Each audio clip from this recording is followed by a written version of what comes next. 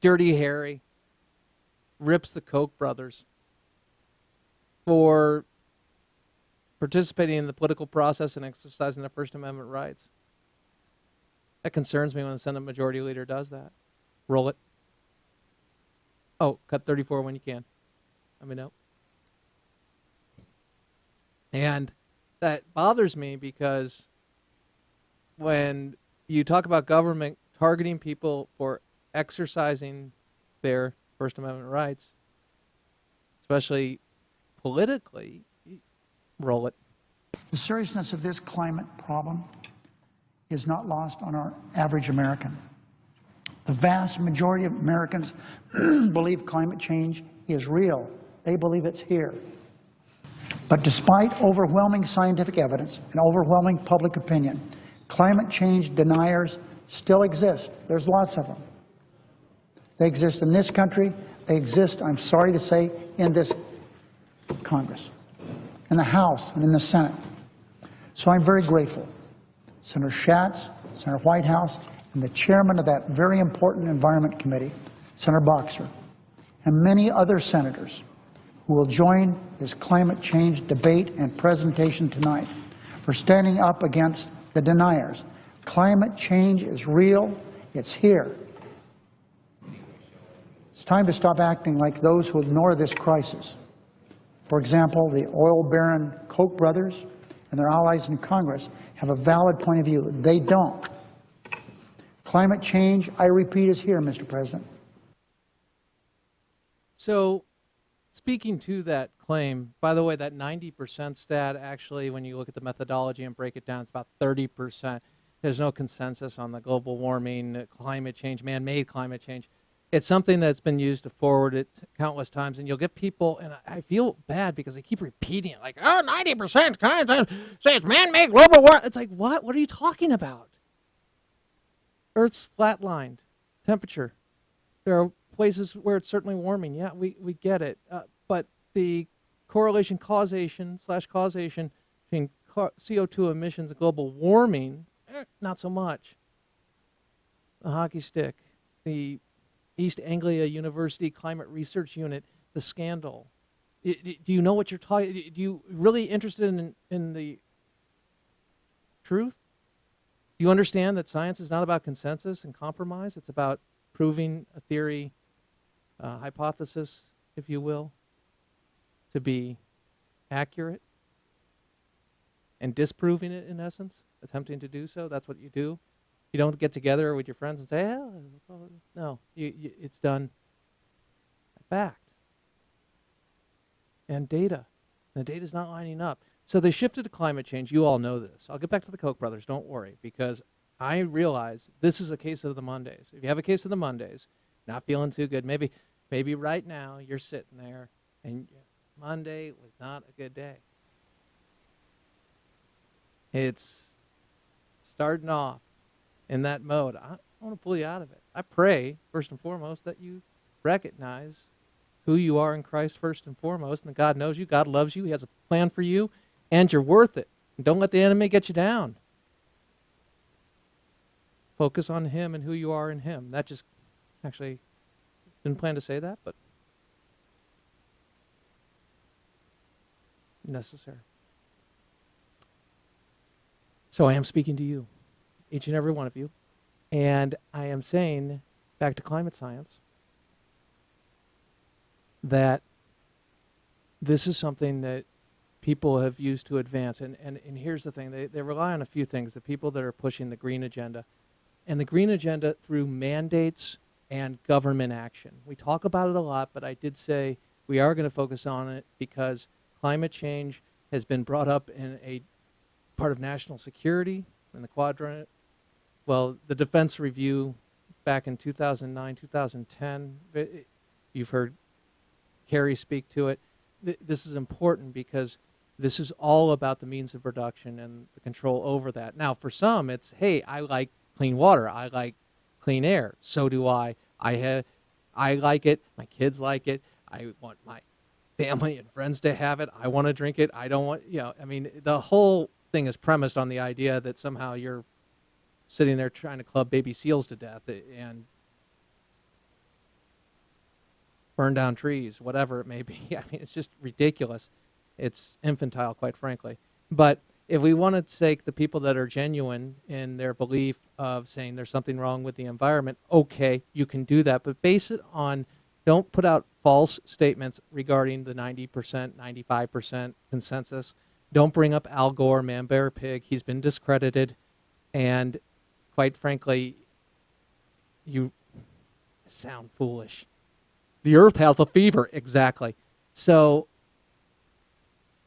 you want to help. You want to make sure we get carbon emissions under control. There is pollution. Obviously, we have pollution. There are ways to deal with it and ways to control it. And I think we're all on board for that. But what you're talking about has consequences, and what you're promising has never delivered. These are not new technologies. Chris Horner, my good friend Chris Horner, wrote Power Grab, one of the many books he has written, including Red Hot Lies. Well, he exposes all this, Power Grab. Steve Malloy, another good friend in the sense of the show and information and getting information on what really matters and what junk science is all about. He started junk science way back when. He wrote Green Hell. But they detail what is actually taking place here. So those of you who really want to help the environment, first off, get an understanding of what's impacting the environment and what can change it. And oftentimes you will look, and rule of law is central, and prosperity, economic development and growth.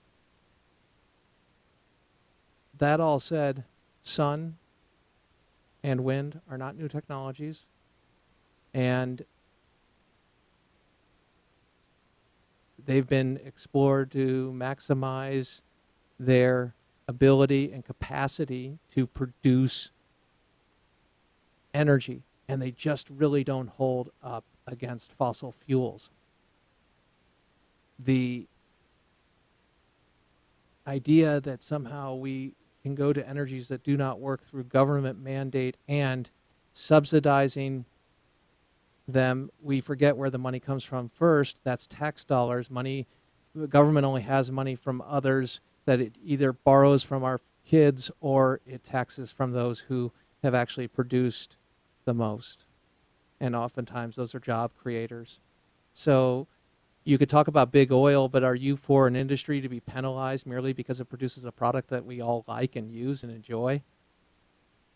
I think we don't treat one industry different than another industry in that same grouping of industries merely because we can demonize them politically. I think that is manipulation, and it puts our government into a place of determining winners and losers when it comes to the energy companies. We saw that with the losers, yet our money was used, and Department of Energy loans were given to 80% of them were given to folks that supported President Obama. Now that happens, but they get what they want. Why do they need a subsidy? Because they can't make it in the free market. And then there are those who say it will create jobs. Again, you're forgetting where the money comes from originally. I really appreciate the fact that you believe in central planning. I don't speak it, but if you think that President Obama, because of his business acumen, I mean, he was a community organizer, has that ability, I would say even a great businessman or woman wouldn't be able to do that because it's too much power determining where it goes, and that power is infected. But what we all have is human nature, and that is to promote things we want for our own self-interest. So it happens, and that's the politics of energy and Washington. So in essence, when you talk about the government fixing something, be very careful. Our founders understood this. Our founders understood that, okay, currency, yes. They understood that defense, yes. But we can't go into these other areas because we'll manipulate it and it'll overstep, and that umbrella of government will overstep so much, like in healthcare, that you can move from state to state. If a state does something, you can move out of it. Federalism process of that. You see a mass exodus right now out of California into Texas.